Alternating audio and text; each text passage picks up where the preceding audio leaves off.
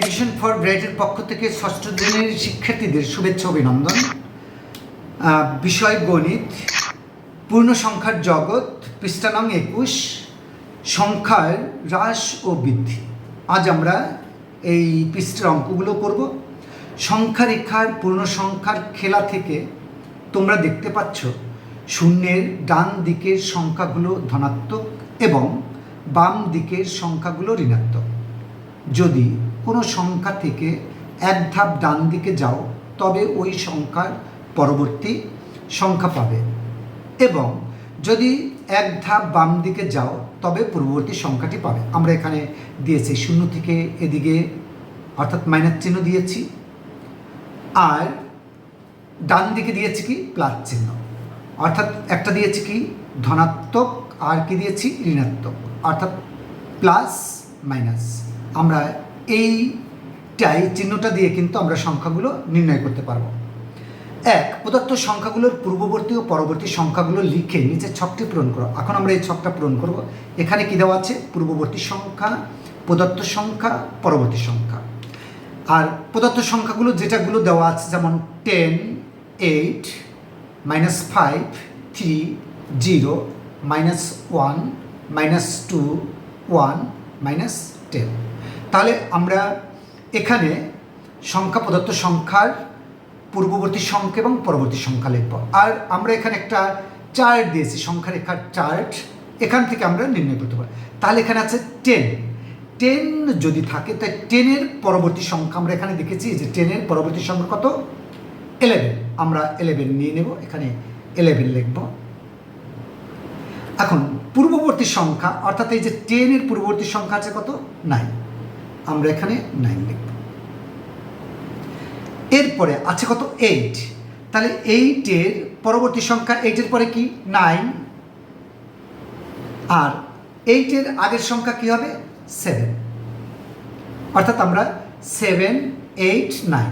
আর এখানে লিখছি কি 9, 10, 11।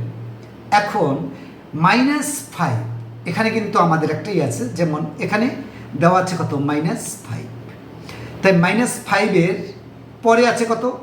-4। তাহলে আমরা এখানে লিখব কত? -4। আবার -5-এর পরে কিন্তু আছে কত? -6। তাহলে আমরা এপাশে লিখব কত? -6। এখন এখানে আছে কত? 3। তো 3-র পরবর্তী কি? 4। আর 3-র আগে কি হবে? 3-র আগে হবে কত? 2। যেমন 2, 3, 4, অর্থাৎ পূর্ববর্তী সংখ্যা আর পরবর্তী সংখ্যা। এখন 0, তাহলে 0-তে আমরা কি দেবো? তো 0, এখানে 0, তো 0-র পরের সংখ্যা হচ্ছে কত? 1। তাই 0-র পরের সংখ্যা আমরা 1 দেব। আর 0-র এখানে কিন্তু +1, আমরা কিন্তু উপরে দিয়েছি প্লাস মাইনাস। আর 0-র পরে এখানে কি হবে? -1।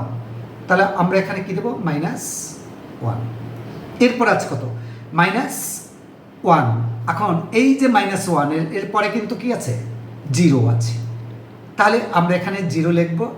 আর -1-এর বাম পাশে আছে কি? -2। আমরা এখানে কি লিখব? -2। এরপরে দেওয়া আছে -2। আমরা এখান থেকে এই যে -2 এর পরে পরবর্তী সংখ্যা আছে কত? -1। আমরা -1 লিখব। এরপরে -2 এর আগে, অর্থাৎ বাম পাশে আছে কত? -3। আমরা -3।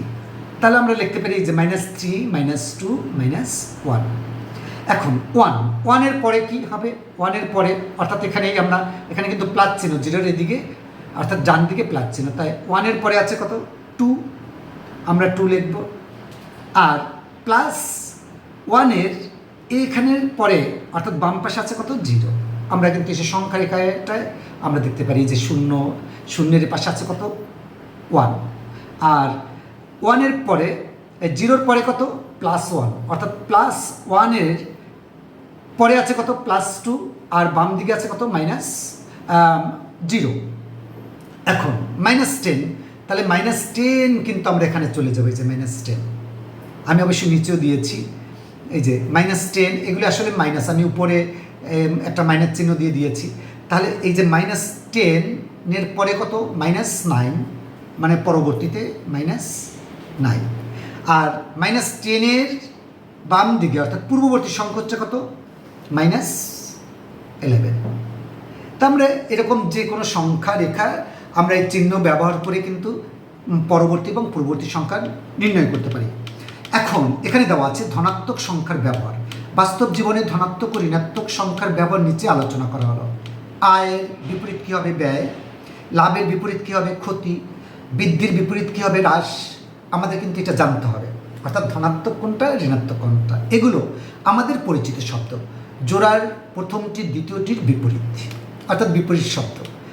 আয়, লাভ ও বৃদ্ধি বলতে পরিমাণে বাড়ে, আবার ব্যয়, ক্ষতি ও হ্রাস বলতে পরিমাণে কমে। তাহলে একটা কি বেড়ে যাবে আর একটা কমে যাবে। তাহলে আমরা কি বাড়ার বিপরীতে কি ধরতে পারি, কমে যাওয়া। আর এখানে লাভের বিপরীত কি ধরবো, যেমন আয়ের বিপরীত কি ধরবো, ব্যয়। লাভের বিপরীত কি ধরবো, ক্ষতি। আর বৃদ্ধির বিপরীত কি ধরবো, হ্রাস ধরবো। এখন 5 টাকা আয়কে তাই +5 টাকা দ্বারা চিহ্নিত করলে 7 টাকা ব্যয়কে -7 দ্বারা চিহ্নিত করা যায়। অর্থাৎ আয়টা আমরা কি প্লাস দিয়ে দেবো আর ব্যয়টাকে কি দেবো, মাইনাস দিয়ে দেবো। ঠিক এমনিভাবে +6 টাকা দ্বারা 6 টাকা লাভ বোঝায়, -8 টাকা দ্বারা 8 টাকা ক্ষতি বোঝানো যায়। উপরের আলোচনা থেকে লক্ষ্য করো যে একই জাতীয় কিন্তু বিপরীতমুখী দুইটি রাশির পার্থক্য বোঝাতে একটিকে প্লাস চিহ্ন যুক্ত ধরলে অপরটি মাইনাস চিহ্ন যুক্ত হবে। তাহলে আমরা আয় যখন হবে তখন কি ধরবো, প্লাস। ব্যয় ধরলে কি ধরবো, মাইনাস। লাভ প্লাস, ক্ষতি মাইনাস, বৃদ্ধি প্লাস, হ্রাস মাইনাস। তাহলে আমরা প্লাস এবং মাইনাস কীভাবে ব্যবহার করব সেটা শিখে ফেললাম। এখন প্লাস চিহ্নযুক্ত সংখ্যাকে ধনাত্মক সংখ্যা বলে। তাহলে আমাদের কিন্তু এটা মনে রাখতে হবে যে প্লাস চিহ্নযুক্ত সংখ্যাকে কি ধনাত্মক সংখ্যা বলে, এবং মাইনাস চিহ্নযুক্ত সংখ্যাকে কি ঋণাত্মক সংখ্যা বলে। তাহলে এখানে দুইটা প্রশ্ন আছে, কি ধনাত্মক সংখ্যা কাকে বলে এবং ঋণাত্মক সংখ্যা কাকে বলে। তাহলে আমরা এটা বুঝে গেলাম যে প্লাস চিহ্নটা হচ্ছে কি ধনাত্মক আর মাইনাস চিহ্নটা কি ঋণাত্মক। এর জন্য প্লাস ও মাইনাস চিহ্ন দ্বয়কে যথাক্রমে ধনাত্মক ও ঋণাত্মক চিহ্ন বলে। তাহলে আমরা ধনাত্মক ও ঋণাত্মক চিহ্ন কি বলে আমরা এখানে জানতে পারলাম। আমাদের এই পৃষ্ঠার অঙ্কগুলো আমরা সুন্দরভাবে উপস্থাপন করার চেষ্টা করেছি। আমাদের ভিডিও যদি ভালো লেগে থাকে লাইক, শেয়ার, কমেন্ট করবেন। সকল শিক্ষার্থী অর্থাৎ 6ষ্ঠ শ্রেণীর শিক্ষার্থীদের এডুকেশন ফর ব্রাইটের পক্ষ থেকে শুভেচ্ছা ও অভিনন্দন।